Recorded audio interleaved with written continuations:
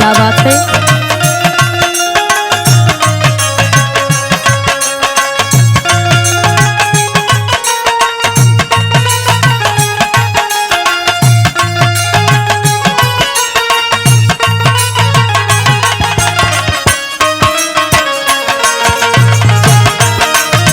जियो मालिक।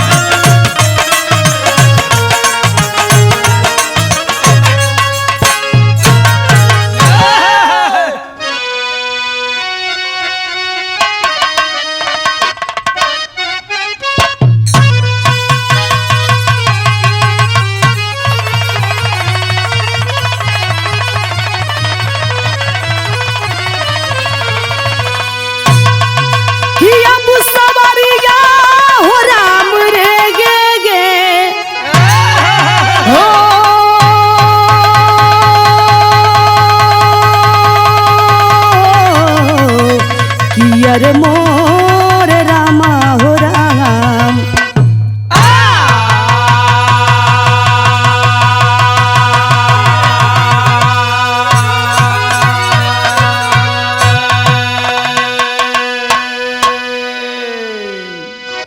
अच्छा बाबूजी, मैं बिरहा गायिका पूजा निगम अपनी पूरी पार्टी की ओर से आप सभी बिरहा श्रोताओं को मैं प्रणाम करती हूँ और स्टार म्यूजिक बालाजी चैनल की ओर से आप सबके बीच बस हादसा महाहर धाम कांड भेज रहल बानी।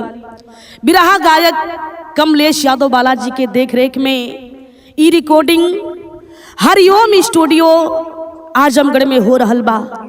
और ए बाबूजी, ई कोनो बिरहा और गीत ना बल्कि बस हादसे में मरे हुए लोगों को सच्ची श्रद्धांजलि है। मास्टर साहब भूमिका के लाइन है। आज शहनाई सोला बनी दोस्तों, कुदरत ढाई यह कितना कहर, दोस्त किसका कहूँ मैं मेरे दोस्तों, मच गई देश में शोक की है लहर, काल बनकर कयामत गिरा इस कदर, नाचती मौत पथ में पथिक झुक गया, कभी चंचल कलम का ब्यासु भरे, वक्त भी चलते चलते वहीं रुक गया।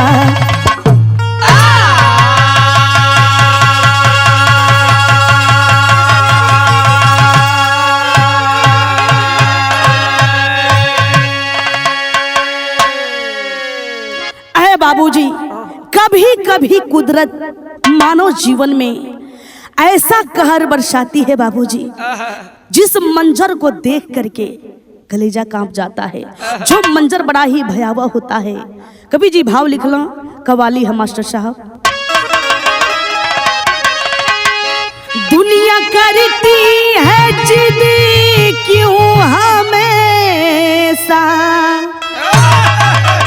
दुनिया करती है जिद क्यों हमेशा,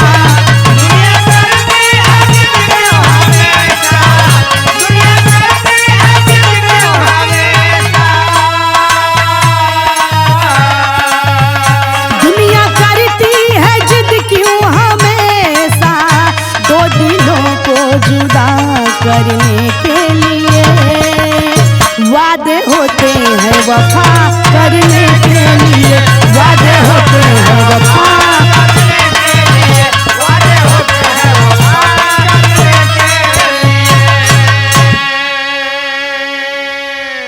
अरे बाबूजी, कुदरत के मार इंसान के दिल दिमाग के झकझोर दिला हो। कहना है क्या? रुख बदलती प्रकृति क्यों हमेशा, रुख बदलती प्रकृति क्यों हमेशा,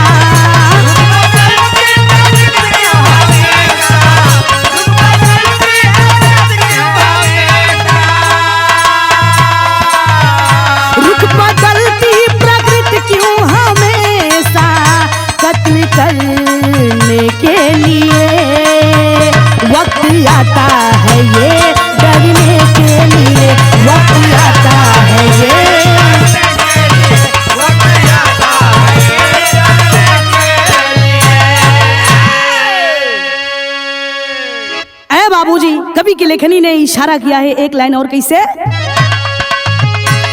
खुदा क्या तेरा है ये पेशा,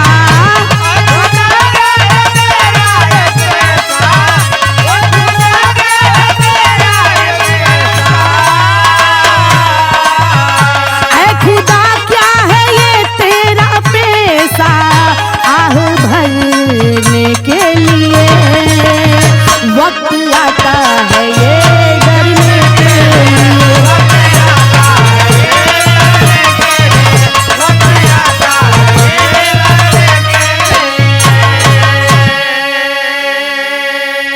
मास्टर साहब कहानी के शुरुआत बा नजम के लाइन है,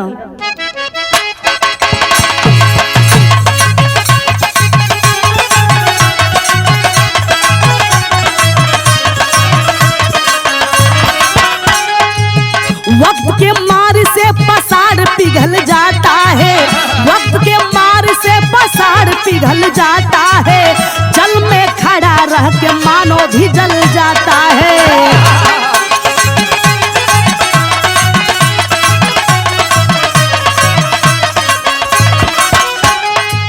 जिला मऊ में रानीपुर खिरिया गांव सही, जिला मऊ में रानीपुर खिरिया गांव सही, वही के नंदू पासवान जिनका नाम सही।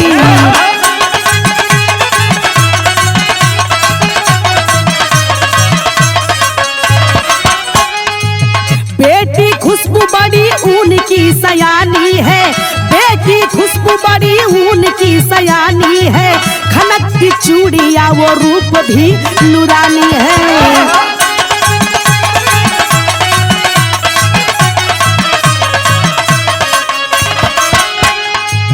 करीमुद्दीनपुर इलाका में वो आए हैं, करीमुद्दीनपुर इलाका में वो आए हैं, तेज बहादुर से चर्चा सादगी चलाए हैं।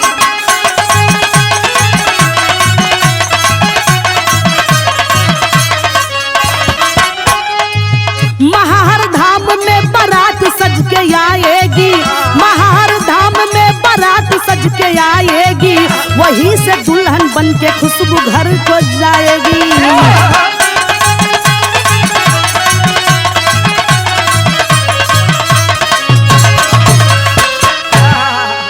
ऐ बाबूजी गौर करिहन, हमारे गृह जनपद मऊ जिला रानीपुर खिरिया गांव के रहने वाले नंदू पासवान, ए बाबूजी नंदू पासवान जेकरे घर में एक बिटिया बाड़ी, बिटिया सयान बाड़ी, नंदू पासवान बिटिया के शादी बदे हो बाबूजी हितनाथ रिश्तेदार से प्लान बनौला और देखा हितनाथ के जानकारी में लड़का देखे बदे बाबूजी चल देहला, लड़का देखे बदे करीमुद्दीनपुर इलाका में गइल बाड़न और तेज बहादुर नाम के लड़का से शादी तय हो गई, शादी फिक्स हो गई। अपने बराबरी का रिश्ता खोजले बाड़न और रिश्तेदार का व्यवहार भी अपना जैसन बा। हितनाथ सबे बड़ा खुश है, बराबरी का रिश्ता प्रेम व्यवहार में भी कोनो कमी ना है।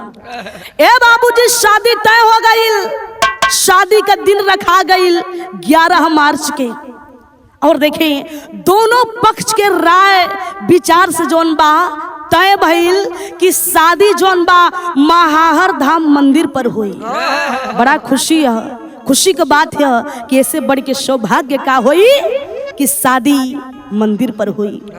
हे बाबूजी धीरे धीरे दिन कटत बा, धीरे धीरे शादी वाला दिन करीब आवत बा, लेकिन देखा बिटिया खुशबू झूम रहल बाड़ी। मास्टर साहब गीत लगल,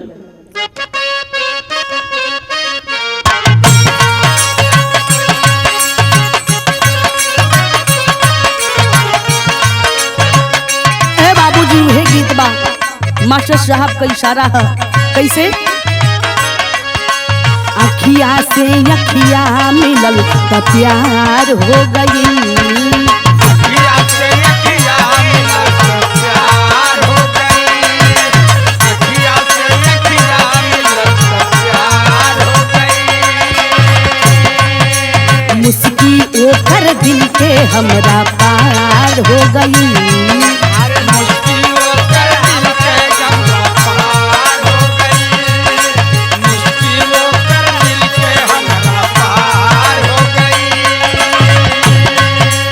अखिया से अखिया मिलल तो प्यार हो गई, आ मुस्की ओकर दिल के हमरा पार हो गई।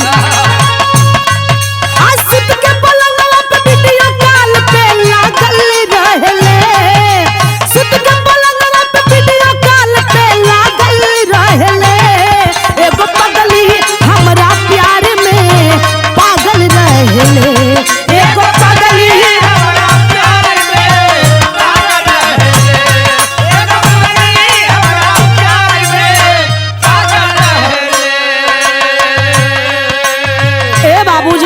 खुशबू सपना सजा रहल बाड़ी। कैसे खुशहाली का माहौल बा, सब लोग सुघर रिश्ता से तैयार हो गई।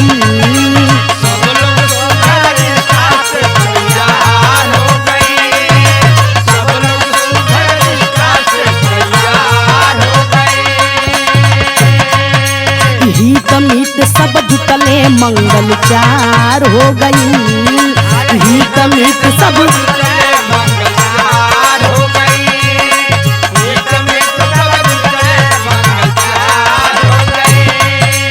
सब लोग सुघर रिश्ता से तैयार हो गई।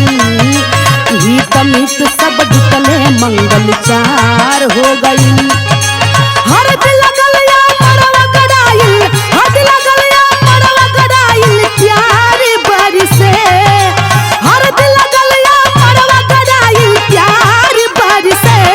खुशबू झूमे ली अंगनवा में प्यार बरसे, खुशबू झूमे ली अंगनवा में प्यार बरसे।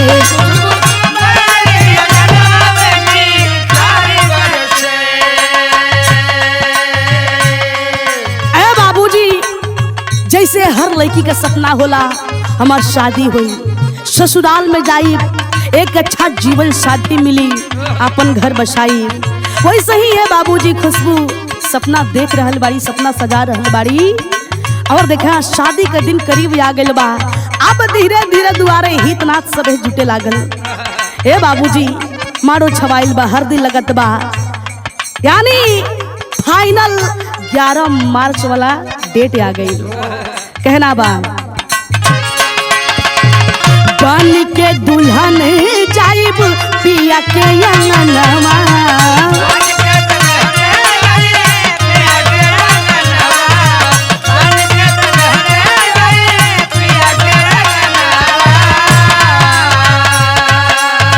खुशियाँ मनावल जाई आई जब फगुनवा।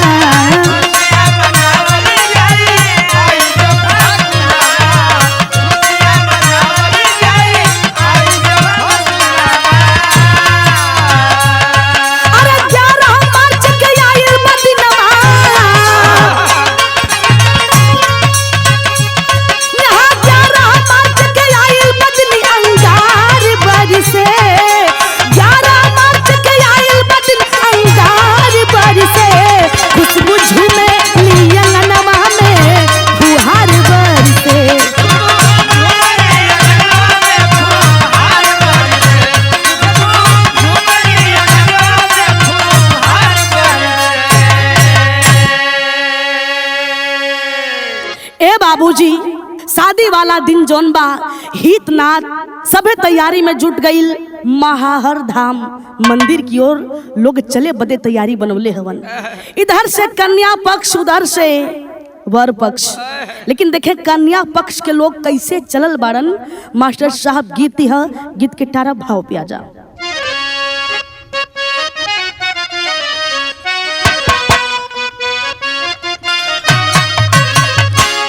अरे कन्या पक्ष चलल घर से, अरे कन्या पक्ष चलल घर से असिया लगा के।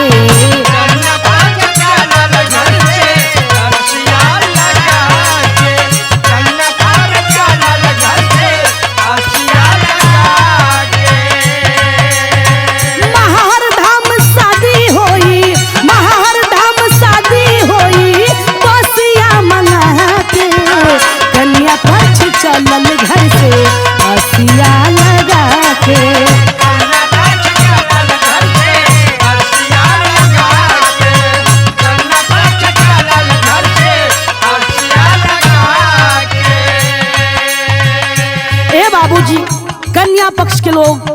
बड़े ही हर्षोल्लास के साथ, खुशी के साथ बस मंगोलन है। बस में बैठ के महाहर धाम मंदिर की ओर चल देला कि आज फाइनली बिटिया के शादी हो जाई, आज हमरे बिटिया के घर बस जाई।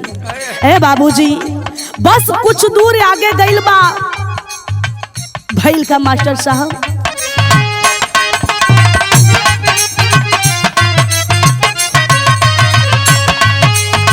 कुछ दूर पहले रोकले पुलिस के जवान हो।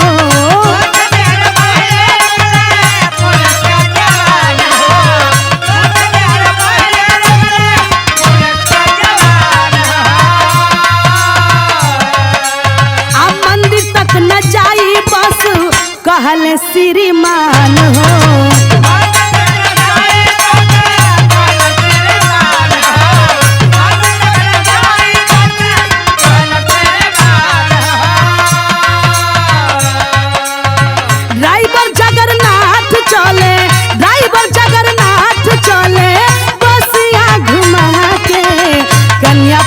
चलल घर से असिया लगा के,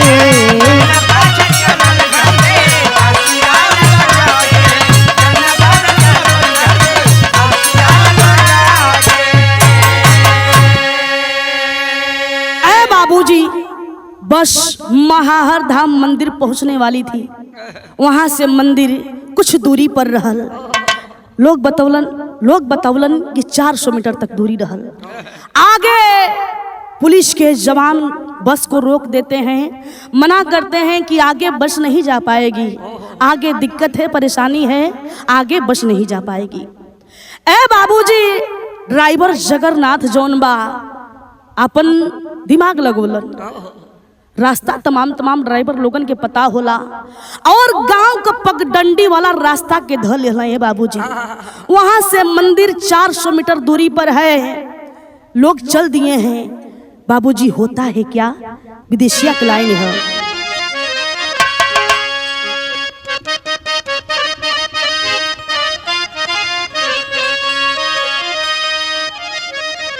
कालो महाकाल बन के रहिया में खड़ा रहले, असुले मा पूरा देवकली नहर मोरे बाबूजी।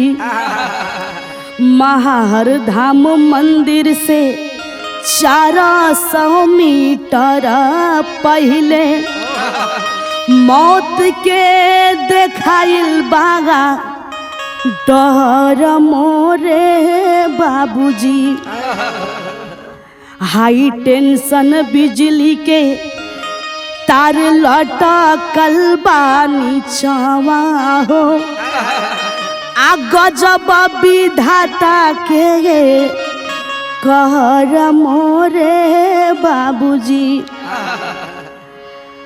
तार टकराइल बस में आगिया लगल भारी, आ धू धू कई के उठले लवर मोरे बाबूजी। ए बाबूजी किसी को क्या पता था कि हम जा रहे हैं, आगे काल हमारा इंतजार कर रहा है, आगे हमारी मौत खड़ी है।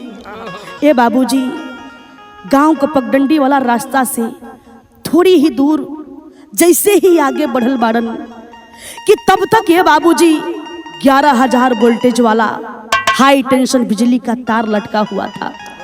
तार बस से टकराइल, पूरा बस में ये बाबूजी करंट दौड़ गई। करंट दौड़ल बा, बस में आग लग गई। बस के भीतर लोगन में अफरा तफरी मच गई बाबूजी। लोग अपन जान बचावे के कोशिश करत बा, अपन जान लेके लोग भागल चाहत बा। अरे बाबूजी बस आग के चपेट में आ गई है, लोगन का हर कोशिश नाकाम बा। ये भैया कहना है मास्टर साहब, लाइन है सारंगा गीत बा।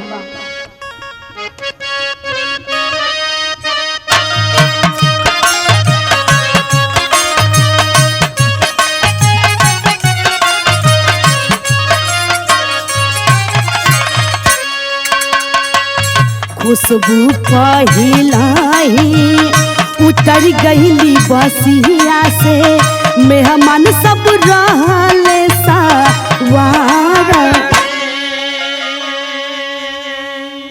अयगिया के गोला जैसे बसिया बनल बाबू, बसिया बनल बाबू, उठेला वारा धुआं धार। ए बाबूजी, बताया गया कि जैसे ही ड्राइवर गाड़ी को मोड़ा गांव की तरफ, दुल्हन वही घर के कुछ लोगों के साथ उतर गई कि मंदिर यहाँ से नजदीक है, हम पैदल चले जाते हैं। ए बाबूजी, दुल्हन तो पैदल चली गई, लेकिन एहवर का होत बा, 5 लोग जरी गईले बस के भीतरिया हो, बस के भीतरिया हो, कुछ अध जरल परिवार। केहू नाही जाला सुन के बस के कगरिया हो, बस के कगरिया हो, चारों ओर मचल हाहाकार। ए बाबूजी, एहवर बसिया आग का गोला हो गई हो, बसिया आग का गोला हो गई। बस के भीतर लोगन का चीख पुकार गुंजे लागल, लोग चिल्लात बाना, अपन जान बचावे बदल लोगन के पुकारत बाना। ए बाबूजी, लगातार धुआंधार उस बस से आग की लवर उठ रही है। धुआं आग के देख के वहां के ग्रामीण जो है इकट्ठा हुए। ग्रामीण लोग जब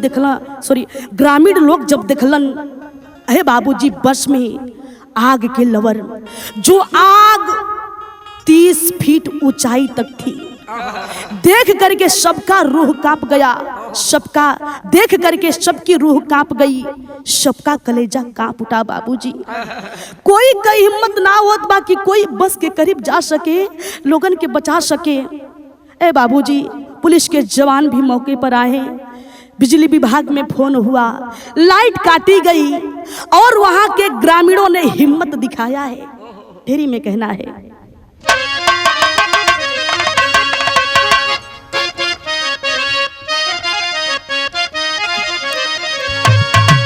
सहनाई शुभ में 16 बन गई।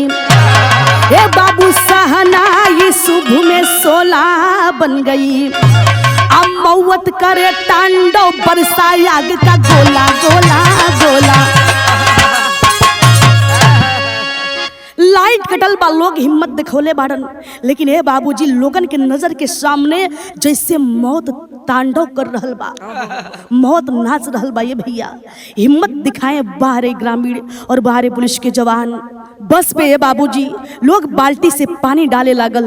धीरे धीरे बस का आग शांत भइल बा और वहां पर बचाव रेस्क्यू ऑपरेशन भी चलाया गया। ए बाबूजी, होता है क्या कहना है अल्लाह के लाइन में।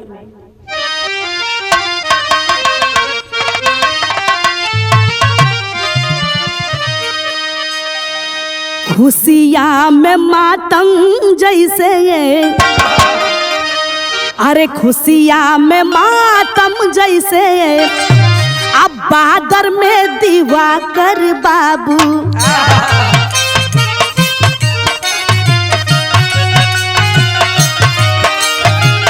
खुशियां में मातम जैसे, बादर में दिवाकर बाबू।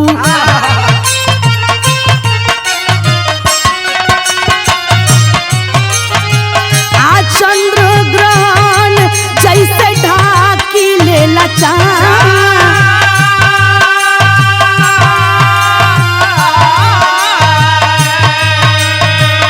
खुशियां में माहुर मिलल, आगिया लगल ये बाबू।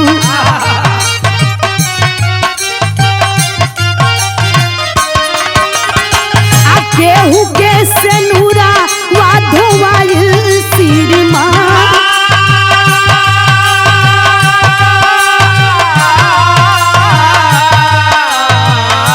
निर्मला उर्मिला मुरारी जर गैलन बाबू।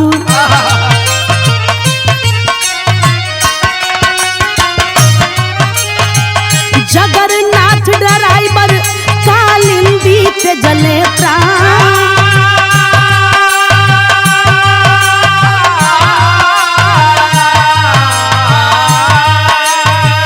कुछ लोग मौत जो है हॉस्पिटल भीतरिया बाबू।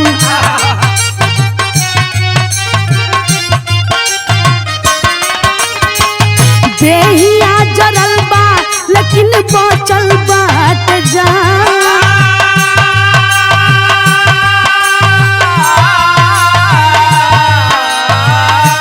पिया मिलल बायका बोध खेतवा में बाबू।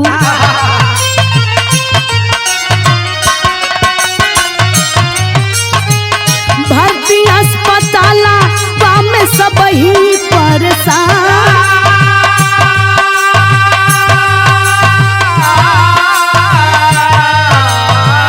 नेता मंत्री जुट गईले घटना स्थलवा पे।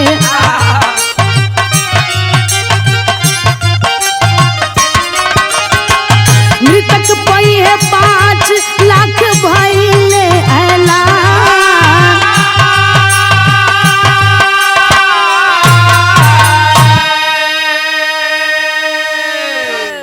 अरे बाबूजी, पेपर पत्रिका के द्वारा पता चला कि उस बस में जल करके 5 लोग मर गए, जिनकी शरीर राख में मिल गई। जिन लोगों का नाम सामने आया उर्मिला, निर्मला मुरारी और बस ड्राइवर जगन्नाथ और कालिंदी। ए भैया, ए बाबूजी, कुछ लोग जो आग से झुलसे हुए थे, जिनको पहचान पाना मुश्किल था, उन्हें ले जाया गया, हॉस्पिटल में एडमिट कराया गया। ए बाबूजी, इलाज हो रहल बा, लेकिन ए भैया शरीर तो पूरा जल गइल बा।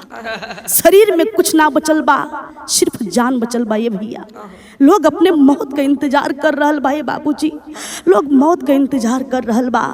और ये बाबूजी, पता चला उस घटना स्थल यानी बगल में खेत में जो है एक बच्ची भी मिली, जो बच्ची जिंदा थी। ए बाबूजी, पूरे गांव में मातम पसर गया है। मृतक के परिवार में रोवन पिटन कोहराम मचा हुआ है। ए बाबूजी, खुशी गम में बदल गई है। खैर, नेता मंत्री घटना स्थल पर पहुंचे हैं, पीड़ित के घटना स्थल पर पहुंचे हैं, पीड़ित लोगों के दुख को बांटे हैं और ऐलान हुआ एक मृतक के पीछे 5 लाख मुआवजा दिया जाएगा। लेकिन ए बाबूजी, ये मुआवजा वाली बात के सुन के कवि जी अपन प्रतिक्रिया देना खड़ी के लाइन है।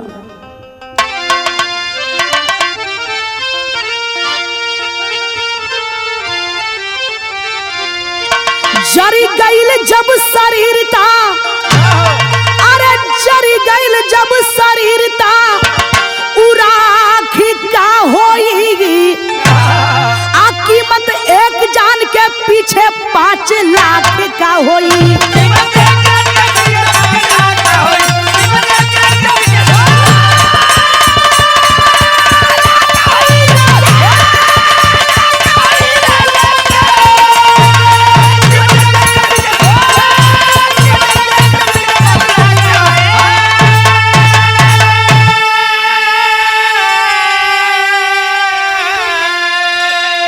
कवि का कहना है, जमन लोग जर गईलन, जेकर परिवार उजड़ गई, जेकर परिवार चल गई हो बाबूजी, अब ओकरा पीछे 5 लाख मुआवजा का का जरूरत, का मतलब जरूरत कौना चीज के बा। लाइन बा, बिजली विभाग के देवे के चाहिए ध्यान हो। आ हर साल तार कितना ले ही लेला जान हो।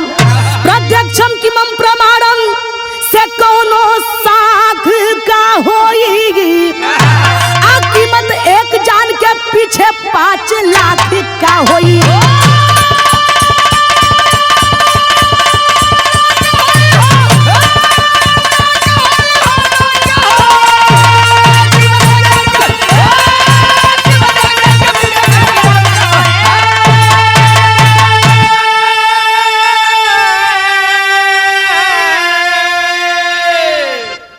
देर बाद मौत की पुष्टि हुई। बताया गया करीब 50 लोग इस घटना में अपनी जान गंवा दिए, दम को तोड़ दिए हैं बाबूजी। लेकिन देखें, कहना यह है कि ध्यान यहाँ पर बिजली विभाग को देना चाहिए। न जाने ऐसे कितने हाई टेंशन 11,000 वोल्टेज तार, बिजली के तार जो है लटके हुए हैं आधा टेढ़ा रास्ते पर, रास्ते के बीचों बीच लटके हुए हैं, जहां से लोगों को अपनी जान जोखिम में डाल करके आना जाना पड़ता है, गुजरना पड़ता है। इतना ही नहीं बाबूजी, न जाने कितने तार हर साल लोगों की जान ले लेते हैं। ए बाबूजी, क्या कहा जाए, मुआवजा देना बड़ा आसान होता है, मुआवजा देना बड़ा आसान होता है, लेकिन लेना उतना ही कठिन होता है, हृदय विदारक होता है बाबूजी। जरा पूछिए उस परिवार से जिस परिवार में ऐसी घटनाएं होती हैं, जिस परिवार में ऐसा दुख दर्द, ऐसी विपदाएं आती हैं। ए बाबूजी, खैर क्या कहा जाए, इसे कुदरत की कहर कहा जाए या बिजली विभाग की लापरवाही। खैर बाबूजी, जो हुआ सो होना नहीं चाहिए। और बिरहा हमार समाप्त बा। और एक बार मैं अपनी पूरी टीम की ओर से बस हादसे में मरे हुए लोगों को दिल से सच्ची श्रद्धांजलि अर्पित करती हूँ। आखिरी लाइन, गुरु बिहारी गुरु गणेश जी डूब गए हैं गम से, कवि चंद्रिका रामदेव जी आंसू बहे कलम से। अरे शहनाई सुबह में 16 बन गई, अरे शहनाई सुबह में 16 बन गई, तब पूजा चंचल पाल है बिलख उठी कविताई। शहनाई